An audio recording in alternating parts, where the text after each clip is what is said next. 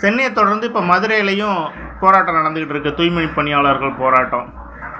இது எதுக்காக நடக்குது? அவங்களுக்கு தனியார் மயமாக்கிட்டாக்கா பணி நிரந்தரம் இல்லாமல் போயிடும், தனியார் விருப்பப்பட்டால் வேலைக்கு வச்சுக்குவாங்க, இல்லாட்டி வேலையை விட்டு தூக்கிடுவாங்க அப்படின்ட்டு தான். இந்த போலீஸ்காரங்க கொஞ்சம் கூட மனசாட்சியே இல்லாமல் அவங்கக்கிட்ட கொஞ்சம் பயங்கரமாக கடுமையான முறையில் நடந்துக்கிட்டு இருக்கிறாங்க.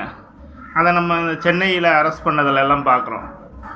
எனக்கு ஒரு சின்ன யோசனை, போலீஸ்காரங்களையும் தனியார் மயமாக்கி வேலை செய்கிறதெல்லாம் நீங்கள் கவர்மெண்ட்டுக்கிட்ட வேலை செய்யுங்க. எப்பவும் போல் அரசு சட்டத்திட்டங்களுக்கு உட்பட்டு நீங்கள் அது மாதிரியே வேலை செய்யுங்க. உங்களுக்கு வேலை கொடுக்கறதும் வேலையை விட்டு தூக்கிறதும் சம்பளம் நிர்ணயம் பண்ணுறதும் எல்லாருமே தனியார் தான் நிர்ணயம் பண்ணுவாங்க. எந்த சலுகையாக இருந்தாலும் நீங்கள் தனியார்கிட்ட தான் வாங்கிக்கணும் அப்படிங்கிற மாதிரி பண்ணுனா அவங்களுக்கு எப்படி இருக்கும்? அதை யோசித்து பார்த்து ஒரு ஒடுக்கப்பட்ட மக்கள் அவங்கெல்லாம் பெரிய எங்கேயும் பிரச்சனைக்கு போய் நம்ம பார்த்துருக்கவே மாட்டோம்.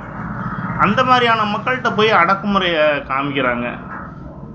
பெரிய பெரிய ஆட்கள்கிட்டெல்லாம் பார்த்தாக்க பணிஞ்சு போகிறாங்க. பார்க்கும்போது மனசு கஷ்டமாக இருக்குது. அவங்களுக்கு இந்த நிலமை வந்தால் தான் அதோட கஷ்டம் தெரியும். நன்றி.